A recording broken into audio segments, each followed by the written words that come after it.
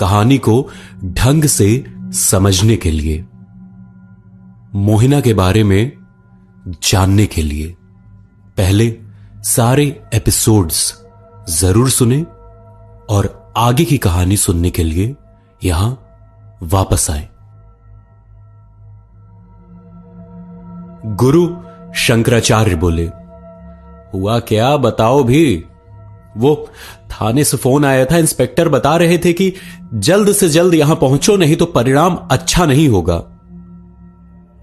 हमें लगता है कि वहां अवश्य जाना चाहिए। मैं नहीं चाहता कि आज आखिरी रात की साधना में किसी तरह का विघ्न आए। आप ठीक कहते हैं गुरुजी, अब हमें वहां के लिए निकलना चाहिए। थोड़ी देर में दोनों थाने के अंदर मौजूद थे। जैसे ही एक हवलदार की नजर उन दोनों पर पड़ी, वो उन दोनों की तरफ लपका और उन दोनों के हाथों को जकड़ते हुए पीठ की तरफ घुमा देता है। अचानक इस हरकत से दोनों तिलमिला जाते हैं और कनक चीख पड़ता है, अरे ये क्या हरकत है? क्या इसीलिए हमें थाने बुलाया गया? कनक की बात सुनते ही थोड़ी दूर खड़े इंस्पेक्टर ने बोला, इंजीनियर बाबू, अब दोनों का खेल यही खत्म होता है। बहुत हो गई नौटंकी आप लोगों की। कौन सी कैसी नौटंकी और कैसा खेल? तुम कहना क्या चाहते हो, खुल के बताओ। कनक ने इंस्पेक्टर की बातों को बीच में ही काटते हुए कहा। इससे पहले कि गुरु शंकराचार्य कुछ कह पाते, तपाक से हवलदार ने कहा, देखो अभी भी वक्त है, साफ साफ बता दो तो मैं साहब से सिफारिश करके तुम लोगों की सजा कम करवा सकता हूं। वैसे भी इनकी नजरों से अब तक कोई भी मुजरिम ज्यादा दिनों तक छिप नहीं पाया है। यह सुनते गुरु शंकराचार्य बोले, कैसी सजा? भला हमने ऐसा किया क्या है? ओह, भोलापन तो कोई आपसे सीखे। इतना बड़ा गुनाह करके ऐसे बोल रहे हो जैसे तुम्हारा वास्तव में उस औघड़ से कोई लेना देना नहीं है। कनक ने बोला, कहीं तुम बाबा जोगानंद की बात तो नहीं कर रहे? अब आया ना ऊंट पहाड़ के नीचे। चलो, इसका मतलब जानते हो उसे। मैं तो सोचने लगा था कि पहचानने से मना कर दोगे। क्या बक रहे हो तुम?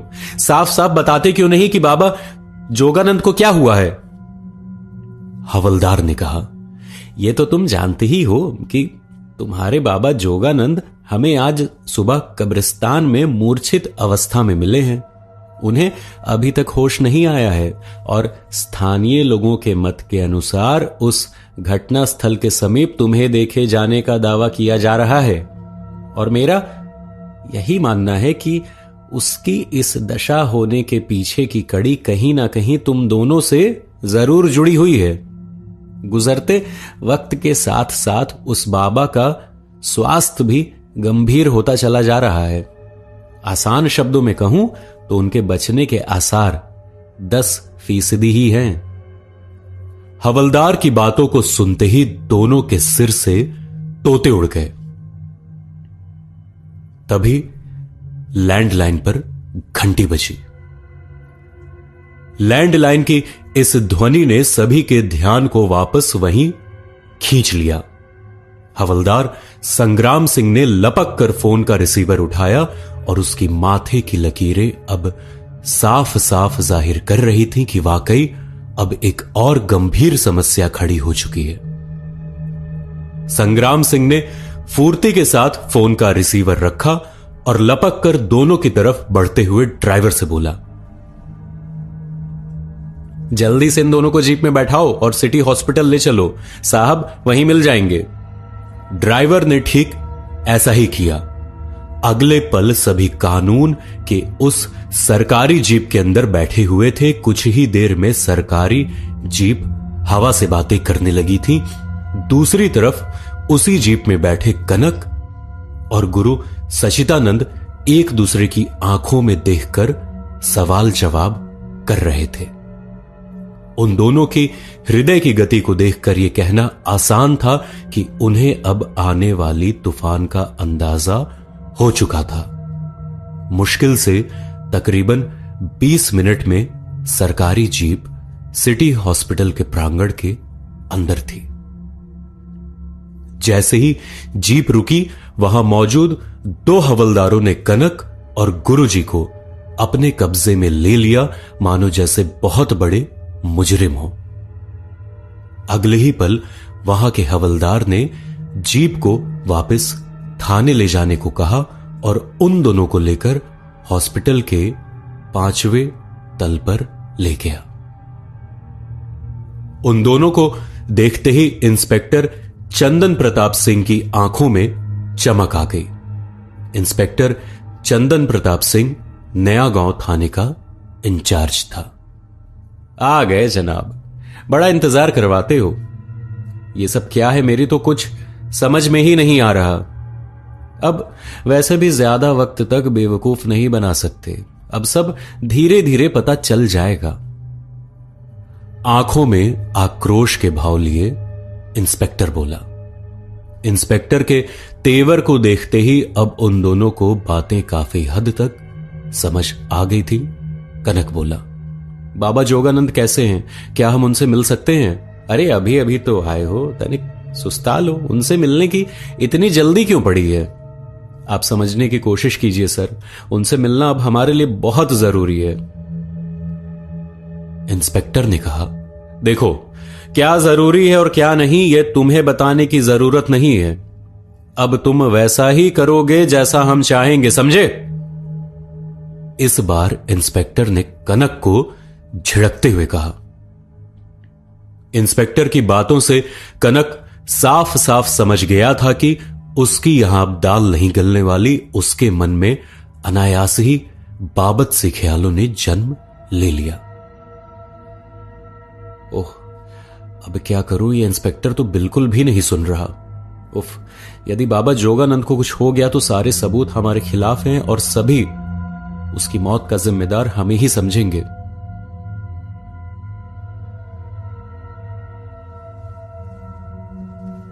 Excuse me gentleman, can I talk to mister Shankaracharya?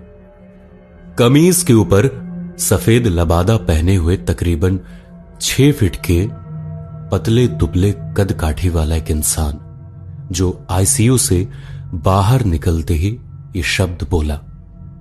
ये सुनते ही इंस्पेक्टर बोला, जी डॉक्टर साहब, ये रहे बाबा शंकराचार्य। डॉक्टर की बात को सुनते ही कनक ने राहत की सांसें ली और मन ही मन भगवान का शुक्रिया अदा किया। इंस्पेक्टर जैसे ही बाबा शंकराचार्य को लेकर अंदर जाने को हुआ, कनक भी उनके साथ साथ पीछे हो लिया। ये देखते डॉक्टर वहीं रुक गए और बोले, सॉरी जेंटलमैन, आईसीयू में 2 से ज्यादा लोगों की जाने की अनुमति नहीं है। यह सुनते ही इंस्पेक्टर ने अपनी आंखों से कनक की तरफ गुस्से से देखा और आगे का हाल कनक समझ गया था। उसके पग वहीं जम गए।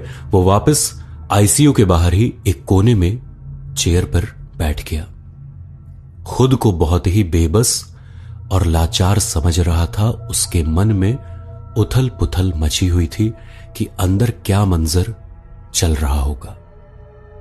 काफी देर तक वो बाहर इसी उधेड़बुन में लगा रहा और ठीक 20 मिनट के पश्चात उसे आईसीयू के गेट के बाहर हलचल सुनाई दी।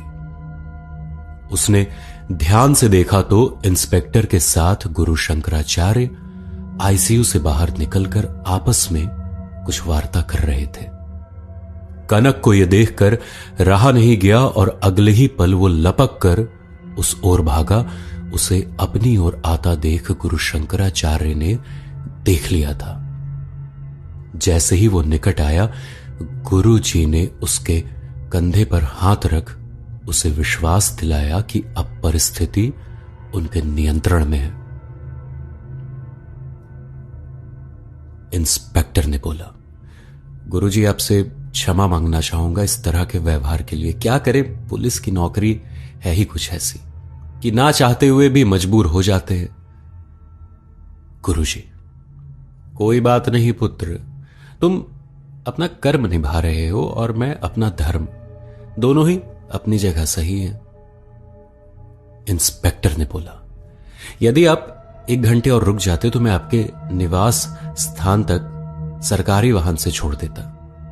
नहीं पुत्र, इसकी कोई भी आवश्यकता नहीं है। मुझे लगता है कि मुझे और कनक को जाना चाहिए।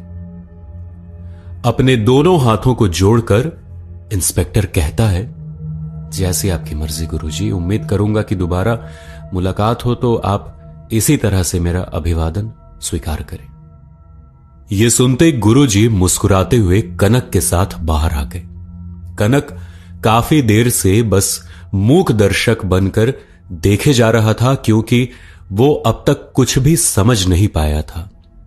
जो इंस्पेक्टर उसे सलाखों के पीछे डालने पर तुला हुआ था, अब वो मुस्कुराता हुआ ऐसे बाहर निकला था जैसे मानो वो गुरुजी का ही पुराना चेला हो।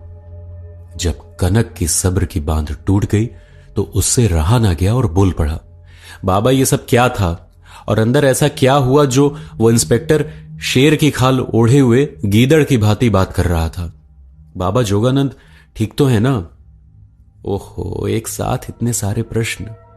तनिक सब्र तो रखो पुत्र। वैसे ही आज अनुष्ठान का आखिरी दिन है और बस चंद घंटे ही बचे हैं हमारे पास।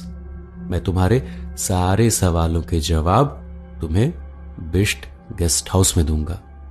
ये कहकर बाबा मौन हो गए और कनक ने भी राह चलते इस बात पर चर्चा करना उचित नहीं समझा।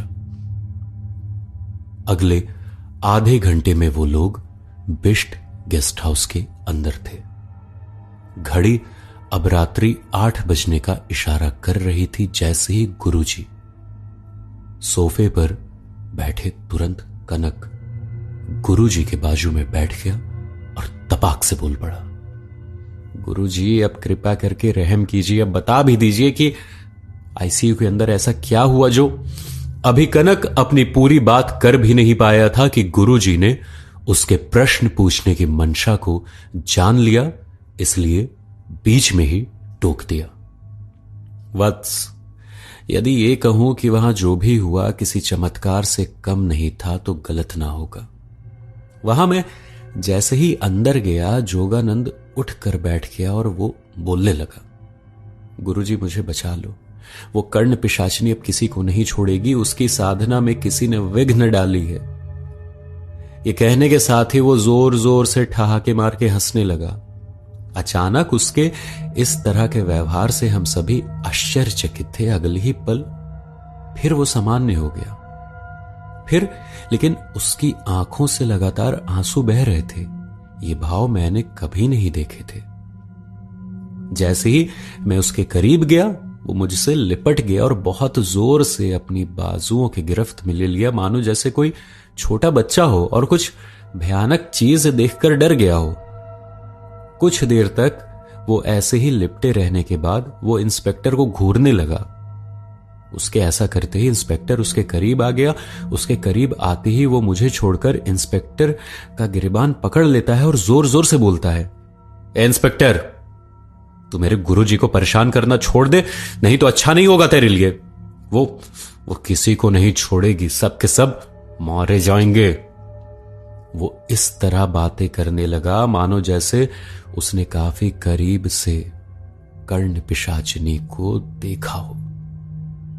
इंस्पेक्टर लाख कोशिशों के बावजूद खुद को छुड़ा पाने में असमर्थ था। उसने धीरे धीरे अपनी पकड़ इंस्पेक्टर की गर्दन पर मजबूत कर ली। इंस्पेक्टर की आंखें अब सुर्ख लाल हो चुकी थी।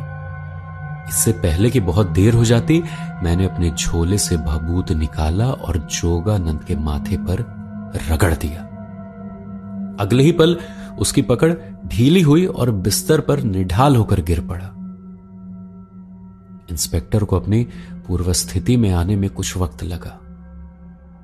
वहीं एक कोने में चुपचाप डॉक्टर खड़े होकर सब देख रहे थे।